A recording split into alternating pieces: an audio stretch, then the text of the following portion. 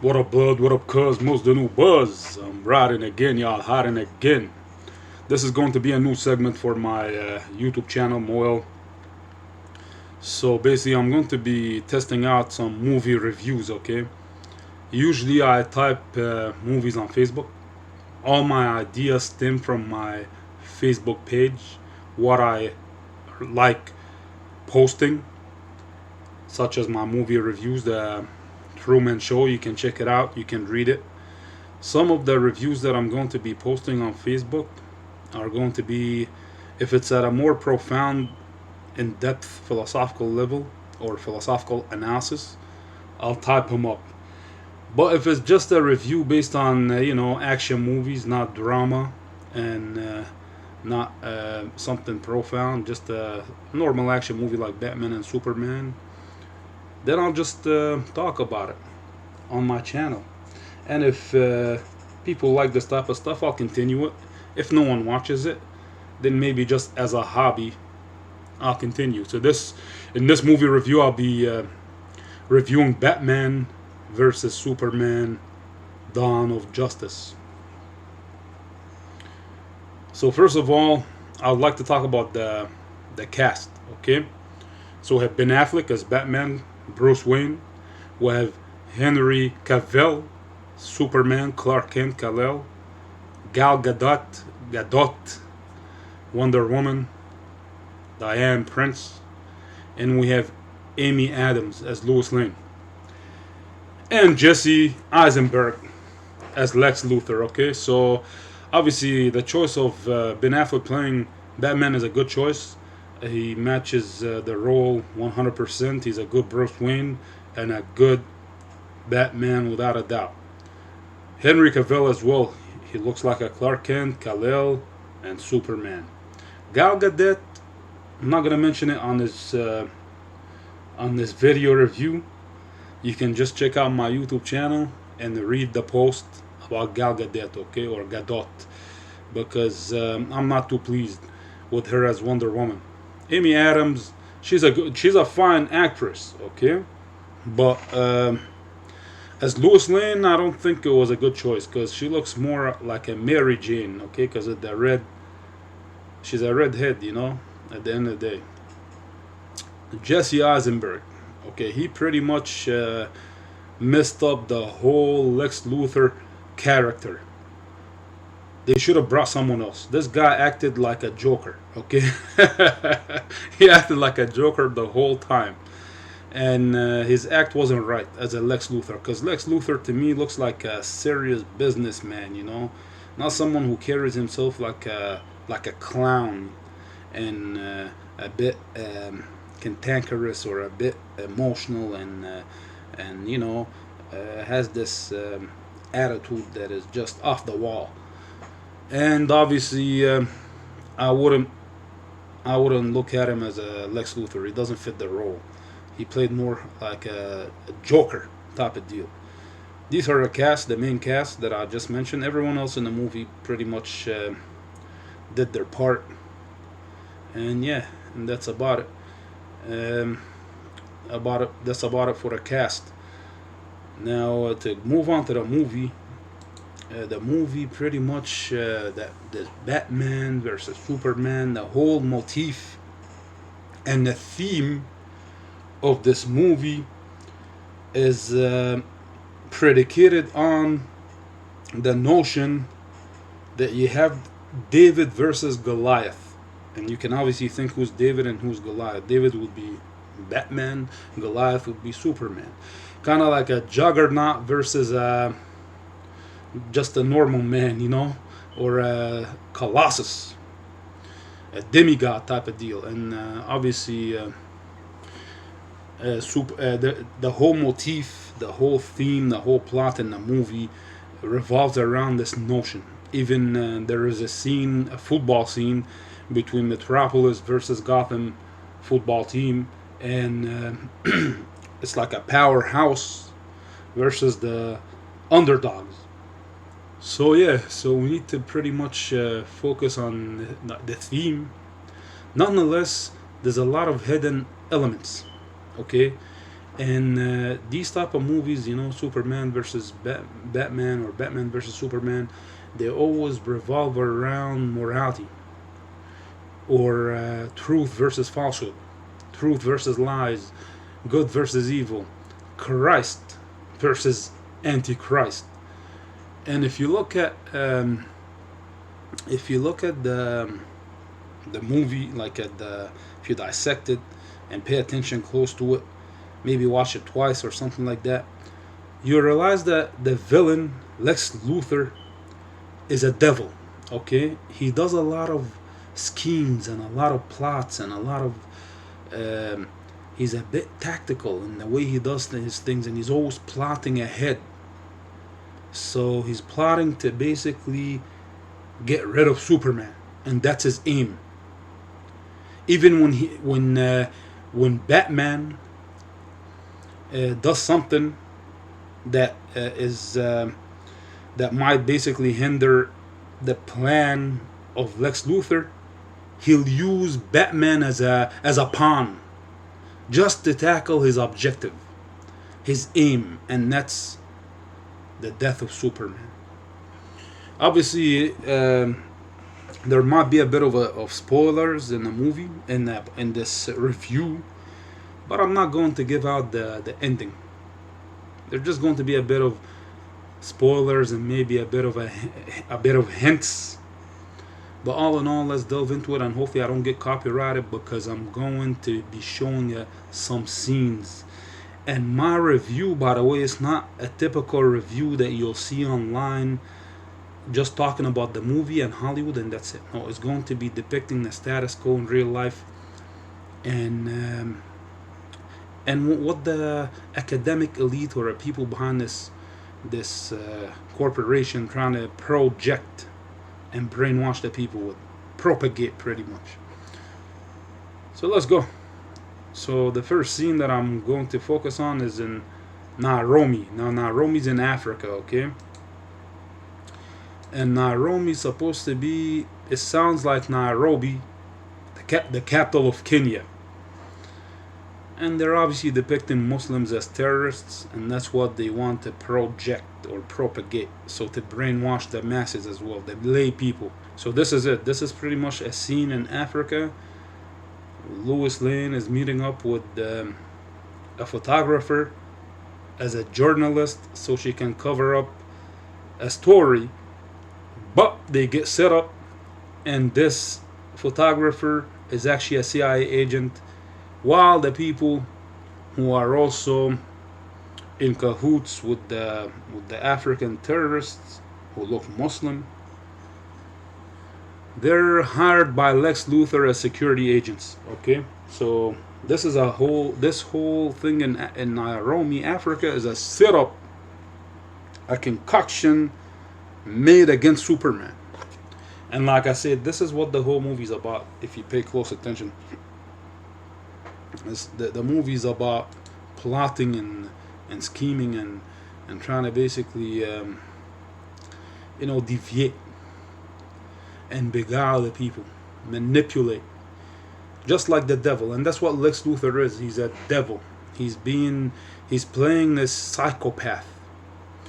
So if we go to basically the next scene that I want to show, because I'm not going to play these scenes or else I might get copyrighted. Not all of them, at least some of them.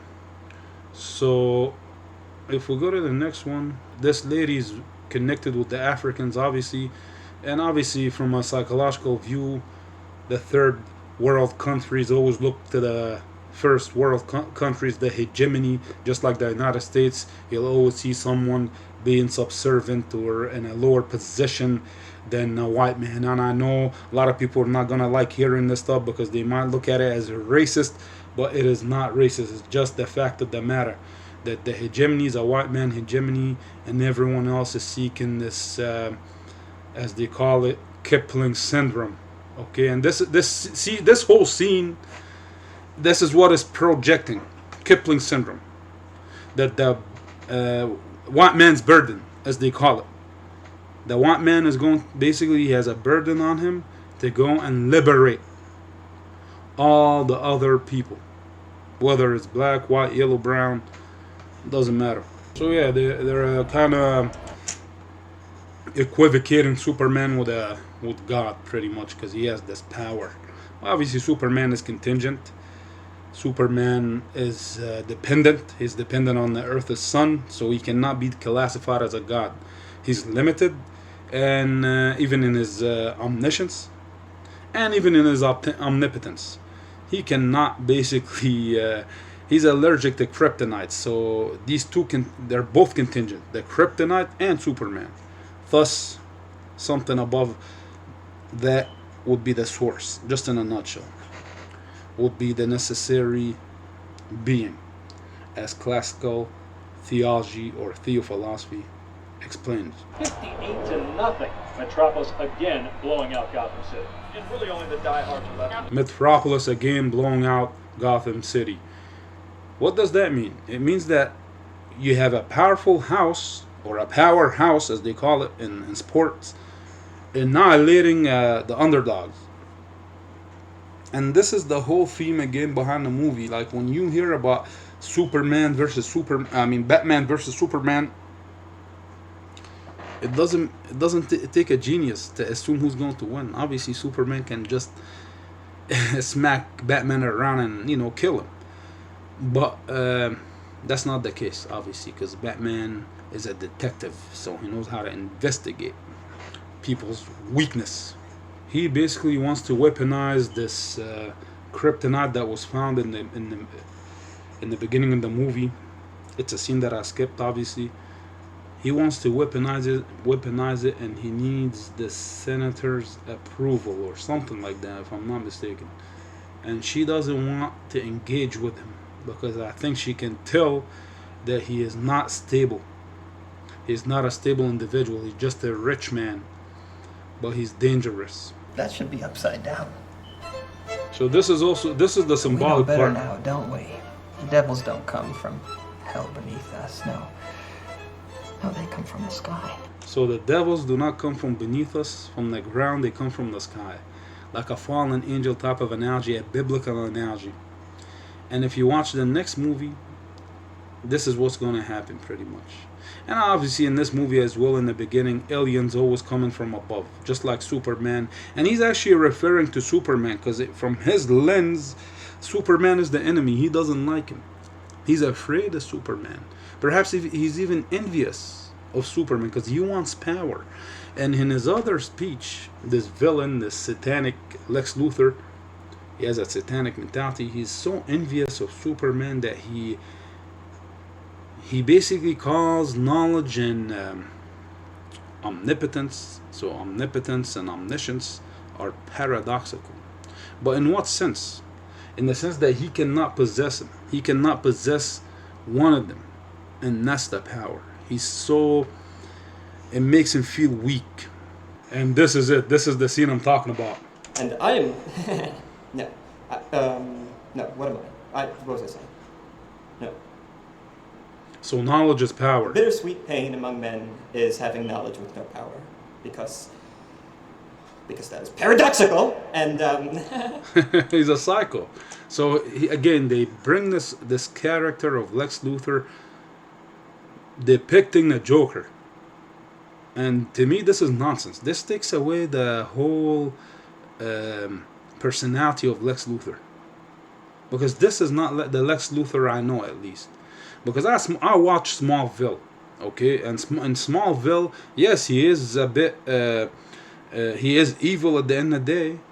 And even in the cartoons, as Lex Luthor, as the developed or the fully accomplished Lex Luthor, he doesn't act like a Joker. He acts like a professional businessman at the end of the day. Sure, he's deceptive, but not like this. This is kind of like Carnage from Spider-Man, or even or a Joker, or a bit of Deadpool mixed. This type of psychotic behavior with a bit of laughter, and it's a Joker at the end of the day. It's kind of cheesy. Challenges our own sense of priority in the universe. So I don't know how they bring Neil deGrasse Tyson in this, a scientist, astrophysicist, discussing about how we're not special no more because Superman is among us. So and Darwinian evolution and heliocentric model. All these things are superfluous from a philosophical lens, especially from a Islamic theophilosophical thinking, because the Quran never tells us that we're the only beings, who worship God, who are meant to worship God, or who meant to be like special. No, God created other beings and entities as well that worship Him, and other beings and entities with free will as well. They have the free choice. So I don't know why they're trying to muddy the waters by bringing these people to just brainwash the lay masses, the lay people, and beguile them with this kind of propaganda. Even there's another scene. Image. What we've done is we project ourselves onto him. Yeah, you see? The fact is, maybe. So they're trying to judge Superman. Why can't Superman be super wise? Super just. Why is he just super in terms of his strength, but not in terms of his ability to be just and wise and be able to save everyone and not able to just choose between this and that. So they're trying to equivocate this Superman with God, and this is the biggest blasphemy this movie has done, because that's a fallacy of equivocation. Like I said, Superman is limited, he's contingent, he's even dependent. So on the Earth's sun, without the Earth's sun on his planet, it's just a nobody. He's just another guy like you and I. Perhaps he even said this. He even said this in one of his comic books. I think it's Alex Ross's comic books. He said he would have been like a technician or something if he was a normal man on his planet. But because he came on Earth, he was given all this power because of the sun. The Earth's sun. So this alone is just they're trying to deify him, and that's why they made a statue of him in this movie. And then someone comes and vandalizes it. This individual who Lex Luthor uses as a pawn to again set up Superman, and he vandalizes it not because of that reason, but because in the beginning of the movie, Superman had a fight with some aliens, and pretty much a lot of things got vandalized. And some building pieces collapsed on this guy's legs, and he was amputated. So yeah, he's not a devil or Jesus. He's just a man like you and I. And this is what the guy says. Or Jesus character. Maybe he's just a guy trying to do the right thing. Dozens of criminals marked with Bat brand. Okay, so the Bat brand is basically the logo of Batman. He would burn it, heat it up, and then use it as a brand on the criminal's chest, which then brands him as he's been captured by the Bat, and they put him in Gotham prison, Arkham Asylum, if I'm not mistaken. Later on, one of them inmates was relocated to Metropolis prison, where Lex Luthor hired someone to kill him. So now he's basically saying, look what the Bat did. Because of his brand, he's being judge and jury and executioner. And that is not good for business, pretty much, on Batman's behalf. Because eventually Superman or Clark Kent, who's reading this, will eventually stand up against the Bat. The inevitable is that this inmate will die, and Clark Kent will feel bad about it, so he'll stand up against the Bat. So here is a chase in a Bat tank or a Batmobile. I think it's a tank. Batman is chasing Lex Luthor's employees or henchmen to try to basically get the kryptonite off of them.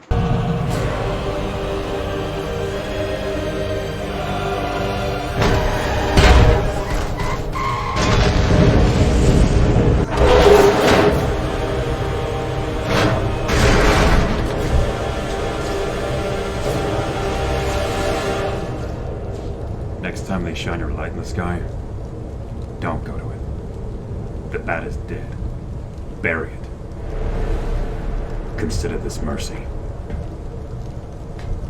Tell me.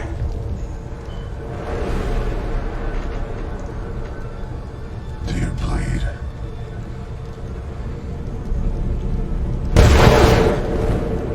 You will. You will. So here is something that I want to emphasize on, okay?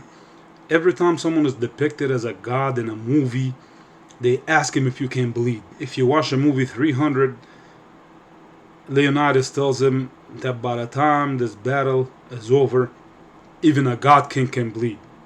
Okay? Now, obviously, this Superman entity is depicted as a demigod that cannot bleed, but Batman will make sure he bleeds, and he actually cuts him on the cheek. Okay? The same thing happened with Xerxes. He got cut on the cheeks and he bled with a spear of Leonidas. So this is a bit of a depiction of a, what do you call it, like a mirror image of what took place. Batman does the same thing. He takes the kryptonite and makes a spear out of it, and then he cuts the cheek of Superman. Eventually, at the end of the movie, and this is kind of a spoiler, it's not a full spoiler, but it's a bit of a spoiler nonetheless, Superman uses that same spear that Batman made, and he basically stabs Doomsday with it, who's supposed to be the Antichrist. And if you look at the narratives, you know, the Quranic or Islamic narratives about the Antichrist versus Christ, there's a narration that states Christ will kill him with a spear.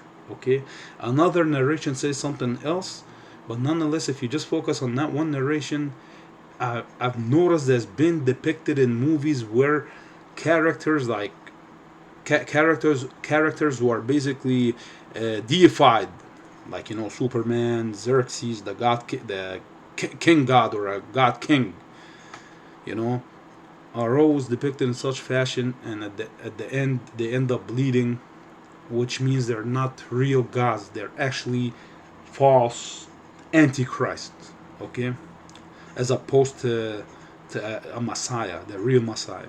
Do not be surprised when you see technological advancements and scientific advancements versus sorcery or black magic or magic, dark magic. And in this scene, Lex Luthor is pretty much concocting some type of sorcery, like the witches. You know, they have a big pot and they put some.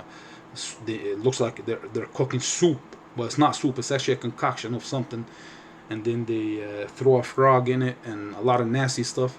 And this is what this evil man is doing, if you watch closely. But in a high-tech ship. Okay, so it's even the science is amalgamated with the magic, if you know what I'm saying. This whole scene that I'm about to show is symbolic. Okay, so even the science, the natural sciences that are pretty much naturalistic, nothing else, are also being amalgamated with sorcery and other form of science. Okay, other form of knowledge that is pretty much it's not a knowledge that we should implement. Forbidden knowledge. Okay. The Kryptonian archive contains knowledge from 100,000 different worlds. Good. Teach me. And this is the Flash, fast traveling, giving him some information, telling him, listen to me now, Bruce.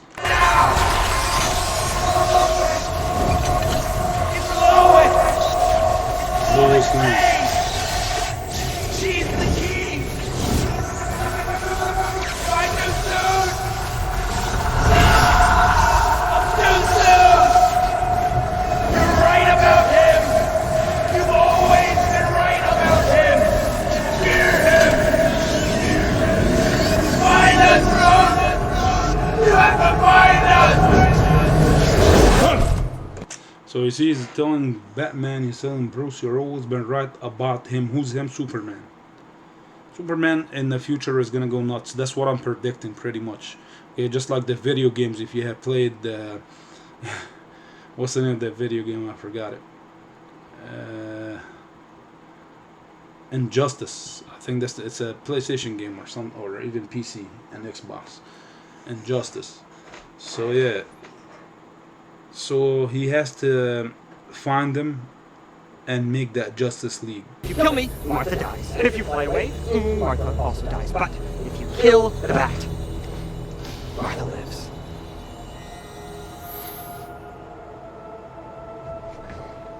There we go. There we go. And now God bends to my will. And this is a devilish type of mentality, you know, when you don't like what's been preordained, or you don't like what happened. And this is actually a lesson to all humanity. When something happens, we should just be patient with the fact of the matter, and just because there was nothing you could do about it. What's been preordained has been done, and this is the decision of God at the end of the day. But in this case, he's trying to say, because he's an evil individual. Lex Luthor is a psychopath. He's evil. He's messed up in the head. He basically wants to bend the God to his will. Okay, as he mentioned. So he's giving Superman, even though Superman is not God by any means, but he's using it metaphorically, and he's giving Superman options. Instead of us as humans with free will, who are subservient to God, we have options. He wants to twist it. He wants to twist the whole thing and be the God, like Satan. And if you study Satan from an Islamic lens, Satan wants to be God, because he's not pleased with what God has done. You understand what I'm saying? And that's why Satan is an enemy to us, because he's not pleased with us, because God has created us as well, and he was not pleased with Adam. And a creation by God, a decision by God.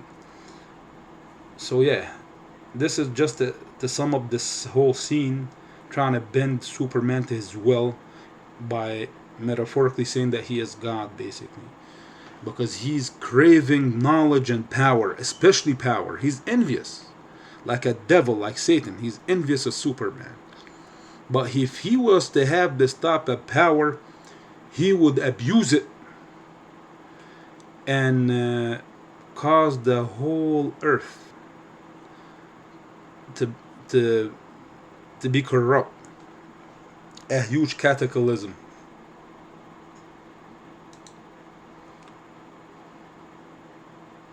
Let's just skip to the fight scene now. Batman versus Superman, because that's the crux of the matter, of what the viewer wants to actually watch. So I'll show a bit of a little bit of it, and that's it. Eat down! I wanted it. You be dead already. And this is actually a nice scene. It's also symbolic again. Okay, there's a lot of metaphors and a lot of nuance, or it's profound. You know, it's a profound way of looking at things, especially when Bruce Wayne or Batman tells, watch what he says to Superman.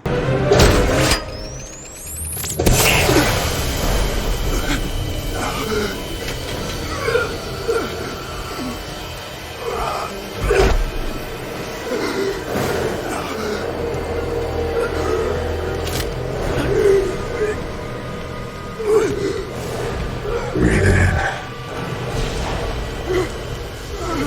That's fear. You're not brave. Men are brave.